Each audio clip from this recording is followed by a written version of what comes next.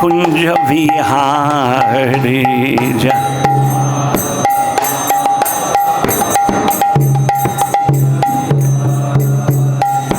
जय राधा माधव कुंज विहारी जय।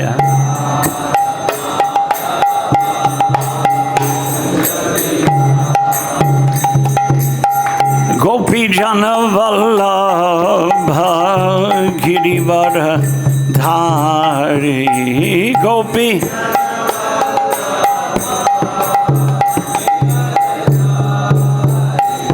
जय गोपी जन वल्लभ गिरिवर धारी गोपी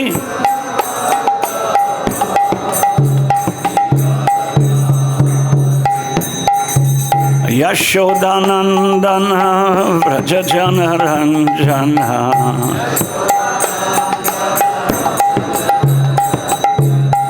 यशोदानंदन व्रज जन रंजन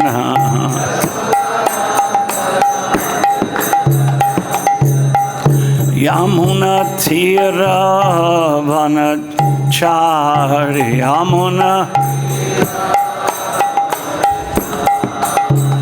यमुना तीर वनचारि यमुना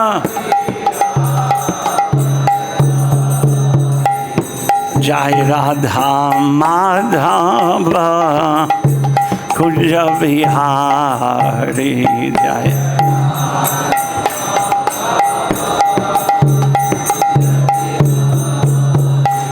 जय राधा माधव कुंज विहारी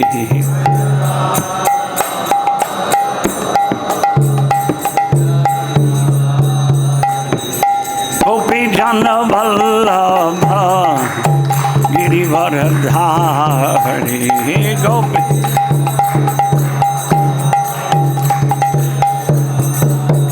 जय गोपी जन वल्लभ गिरिवर धारी गोपी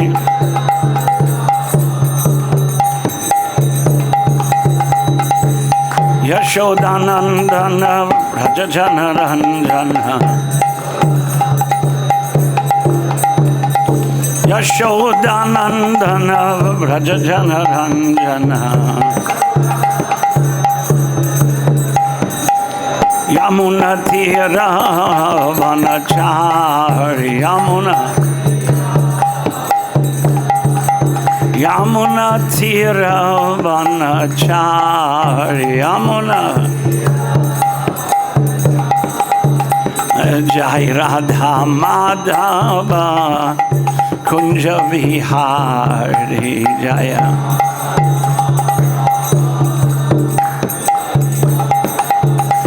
जय राधा माधव कुंज Vihari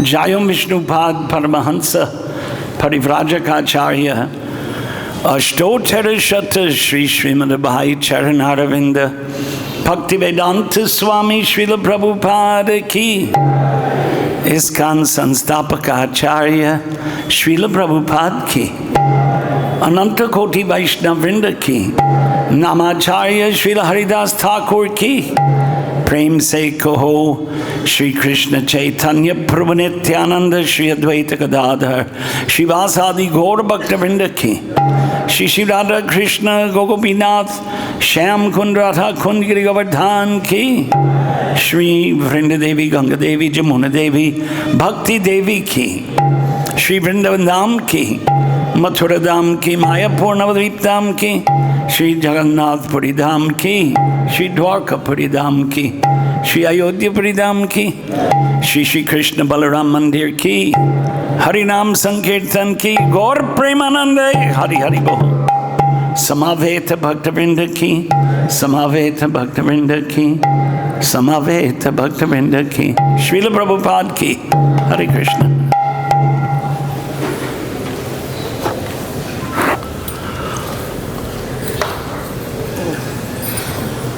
It's not a regular Bhagavatam class, right? There's no shloka. I think it's Prabhupada memories, they asked me. Is that okay? Okay.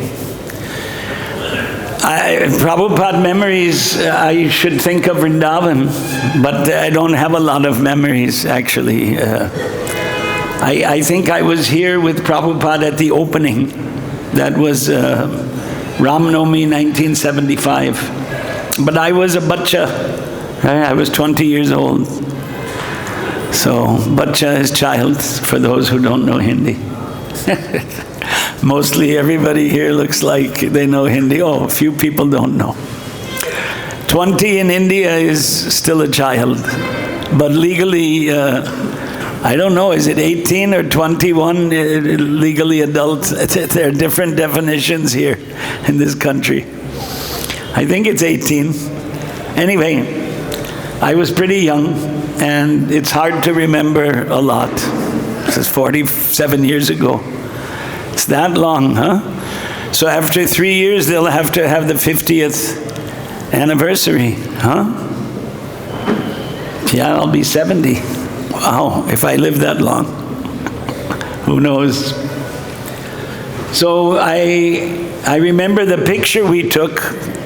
You might have seen that, right? How many saw the picture of Prabhupada at the opening of this temple standing in front of the temple with many devotees? There was a big group of devotees, so I'm in that picture somewhere. I'm sitting down. That I remember.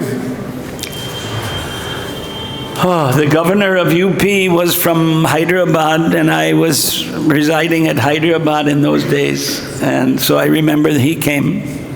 Dr. M. Chenna Reddy was the governor of UP. I remember in Hyderabad, Prabhupada inviting him to come. What else do I remember? I remember that today, after this, we're going on a procession. And I remember there was a big procession at the opening with elephants. That was something wonderful. Elephants and the band. Boy, I mean, how many of you have seen these band baja in India? Maybe a lot of people should have seen that. Usually it's at weddings. Any major function, they call these local bands. I don't know when that became popular because it's a Western type of a thing. Actually, in South India, they have the Nadaswaram and the Tavil. I don't know how many of you are from South. You would have seen that. That was, in a festival, that was the tradition, that there wasn't this Western type of band. But in North India, you have this Western type of band. And if it's really a grand function, you call 2 or 3 of them, 2 or 3 different bands. So that was there, and I remember seeing Prabhupada sitting on a bicycle rickshaw. It'll be very difficult now to see anyone on a bicycle rickshaw because they're almost finished. Even in Mayapur, there's hardly any bicycle rickshaws left. It's all these electric, what are they called? Tuk-tuk? Huh? What do you call it here? Auto? Toto. The electric vehicle. It became very popular suddenly, huh? Last 5 years, I think. Before that, they weren't around. Even in Calcutta today, there are some people that still pull a rickshaw by hand. So that was I never saw that here, but there used to be a lot of bicycle rickshaws. I remember hiring a bicycle rickshaw for 3 rupees an hour to go around to all the temples. Actually, it's not difficult to walk. So that was, the opening was a very grand program. There were also many local dignitaries. The mayor of Vrindavan was Vishwambar Goswami. There are pictures of him with Prabhupada, and Swami Akhandanand Saraswati was a Mayavadi, Advaitin. But Prabhupada had invited him. Prabhupada invited everyone. There's pictures, and there's a picture with me standing behind Prabhupada in Akhandanand. You've heard of who knows Akhandanand ashram here? Only one? Wow. Two. Anyway, it's a big ashram there's some small lake there, right? Moti Jheel. Jheel means lake and Moti means big, but it's not so big, I think. I haven't seen it. So later on, in 1975, I came here when Prabhupada was here, September. And it's a long story. I won't tell you all the details how I landed up here. And I just stayed for one day, as I recall. So we went out on the morning walk on this road, and big difference from 1975 September and today. It was like walking in a rural agricultural area. There was nothing outside the gate, and it was very peaceful. And Brahmananda was there. I guess he was Prabhupada's secretary at the time. I can't remember. I think so. Can't remember exactly. So we were walking with Prabhupada and talking, and what I remember most was asking Prabhupada, what is more important, but what is better? Acha. Srila Prabhupada ki jai. So I asked Prabhupada, what is better, to worship the one God of the Western religions or to worship the demigods? So this question may perplex Westerners. It may not perplex Indians so much, Hindus. Hindus worship many devas, and we say, well, there's Devadidev, right? The original Ishvara Paramakrishna. But many Hindus are confused. They don't know who is Ishvara. Or especially those who worship Durga Devi. They consider that Durga Devi is Ishvara, the supreme controller. And in the Western, the Abrahamic religions, they say there's one God. So Vaishnavism is monotheism, one God. So Prabhupada's reply was very interesting. He said, it's better to worship the demigods. Because by following the Vedic system, you get gradual elevation. And then he said, these religions, the Western religions, are the religions of the meat eaters. So what can we learn from this? One, Prabhupada didn't really internally respect much the Abrahamic religions.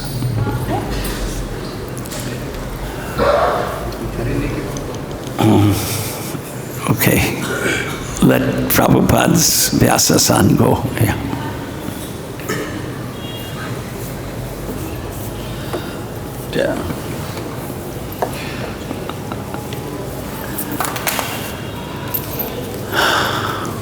Acha, for Guru Puja they do out in the courtyard. Okay, I understand. So, when Prabhupada was preaching in the West, he said things like, Jesus is our Guru, or, Muhammad was Shakti-avesh avatar, things like that.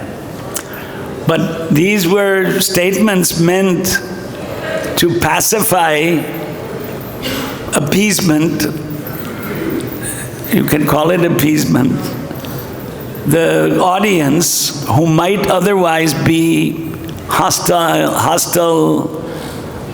or non-receptive.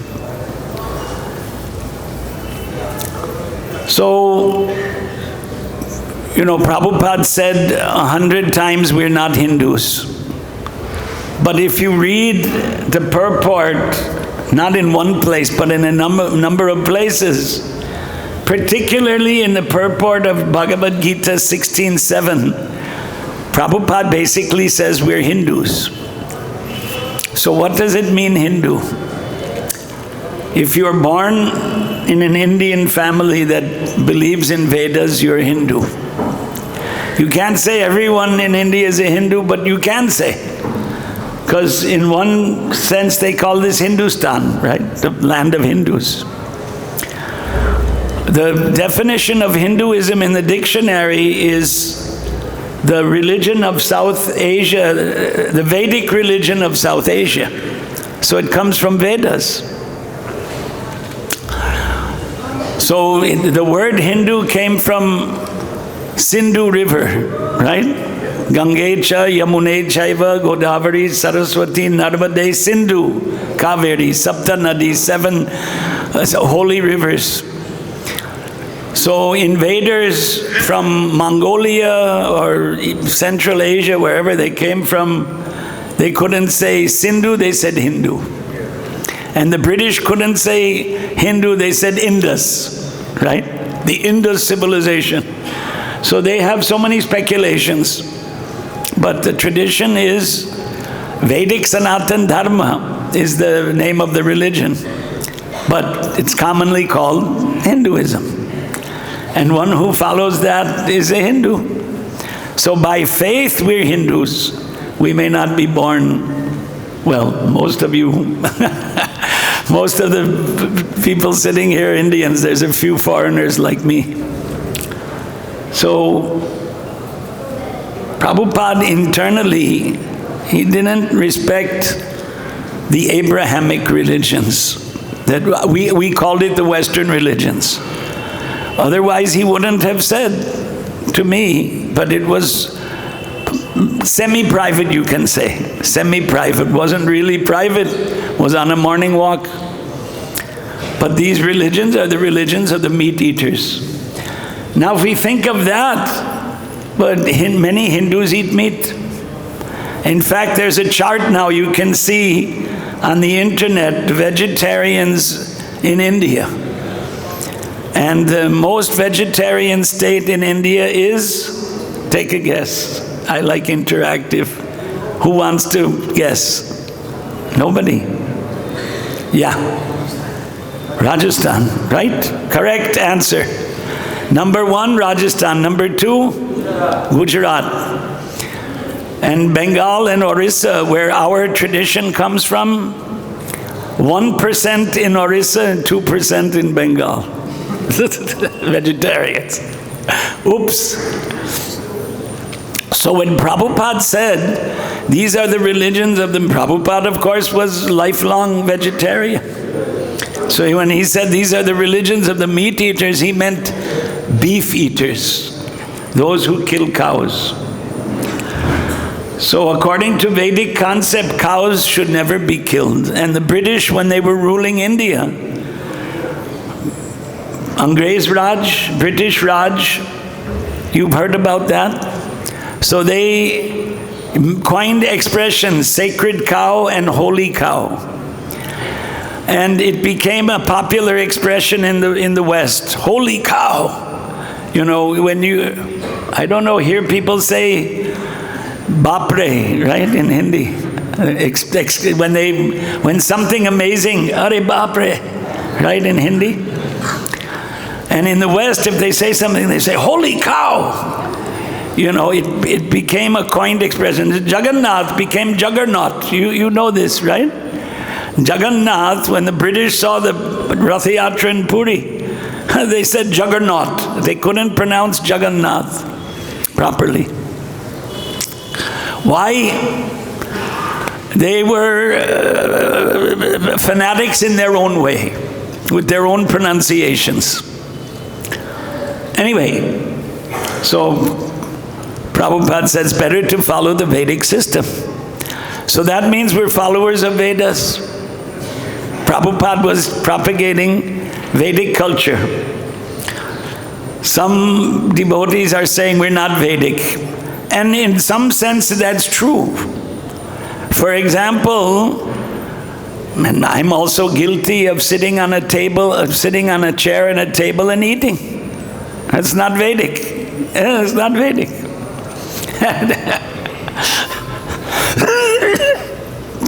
Excuse me. When I joined ISKCON way back, it's almost 50 years ago, not quite 50, nobody sat on a table. There were no tables. We all sat on the floor. That's what Prabhupada taught his disciples. Where did I see recently? Oh, okay, I won't mention. Not here. Here, there's both, right? They have both. A table, but mostly devotees sit down. Yeah, if somebody's very old and he can't sit on the ground, we understand. I remember when I joined the temple, this isn't a Prabhupada memory, but it's connected, right? So in the West, everybody uses toilet paper after defecating, right? It's not a pleasant subject. So when I joined the temple, there was a toilet paper in the bathroom. I joined the brahmachari ashram, and when the toilet paper ran out, was over, I went to the temple commander. I said, Prabhu, there's no more toilet paper. We need toilet paper. So he said, well, there's a Vedic way to do everything. I mean, this is what Prabhupada taught his disciples. In India and China, everyone uses water to clean themselves after defecation. And in the West, they use paper. It's a waste, unnecessary. And I know that the Hindus who settled in the West, they mostly use the paper. They don't use water. So how to change the whole world? Prabhupada had that vision. All the habits, the clothes, dress. Okay, so there are so many things Prabhupada changed, right? Change your name when you take initiation. Change your dress. Shave the head. Oh, I have to shave. Just a bit lazy. What else did he change? Food, habits, rice, dal, chapati, sabji. Westerners, even now they can't. It's very tough, in Western temples to get rice, dal, chapati, sabji. Especially if there are no Indians. Then they revert to the old, Western type of foodstuffs. Prabhupada introduced all of this. Only one thing he didn't change. He wasn't so rigid. What didn't he change? You change your dress, you change your name, change your religion, right? Change your food habits. What didn't he change? Language. Who said that? You didn't change your language. We're still speaking English here. Okay, what to do? Russian devotees speak in Russian, etc., etc. And there's so many languages all over the world. Can one language unite the world? What do you think? No? Shaking your head. Huh? No. No one language can unite the world.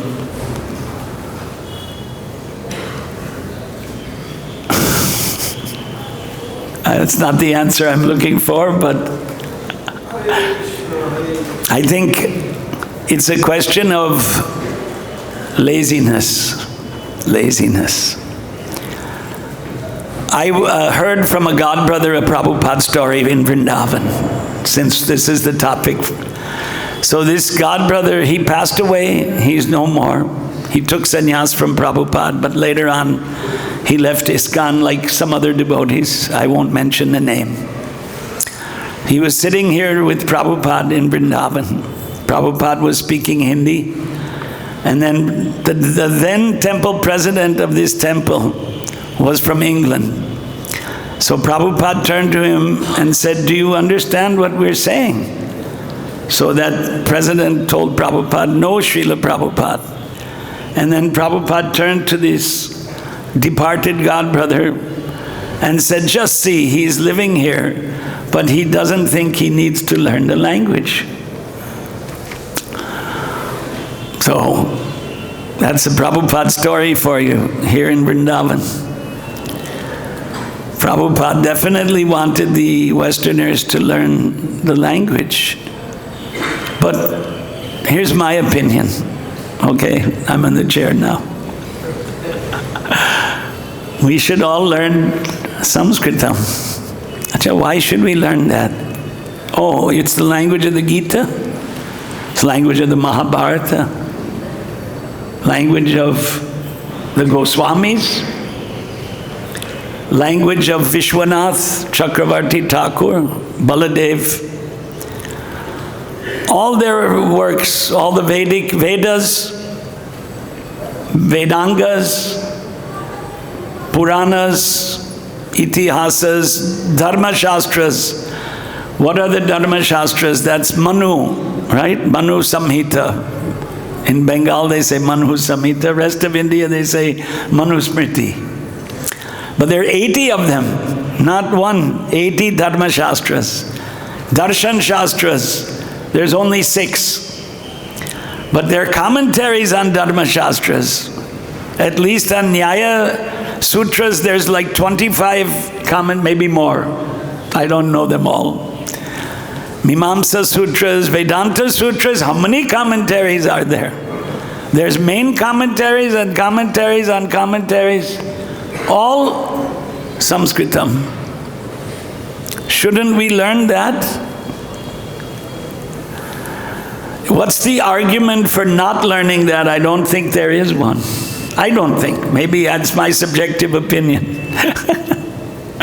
My humble opinion. Now you can think about that. So another Prabhupada memory was I saw Prabhupada speak in Sanskrit in Hyderabad. Back in 1974, Rajasthani Brahmin came. We were having prasad in the house of Hari Prasad Badruka. You may have heard his name, I don't know. If you read the Prabhupada biography carefully, you would have heard that name. So he donated 565 acres of land. There's only 50 left now. He took away 500. He took it back. It's a very long story. I'm not going to get into that. But he invited Prabhupada and a small group of disciples for lunch. And he was a Rajasthani. And Hyderabad, there are many Rajasthani businessmen and also Haryana businessmen. One of those Haryana Agarwals is here, but they live in America. And he's from Hyderabad originally. And there's another one in Dallas, who's Jayapataka Maharaj, a disciple, who's big rich man. He's given a lot of money for TOVP. Hyderabad Agarwal. Huge community of North Indians in Hyderabad. Big community. And those people came generations back. I remember seeing wedding processions in Hyderabad that were 1 kilometer long. And the dress was all dhotis and saris. There was no pants and shirt. Now you can't see a dhoti and a sari. Only a few crazy people like us wear dhotis.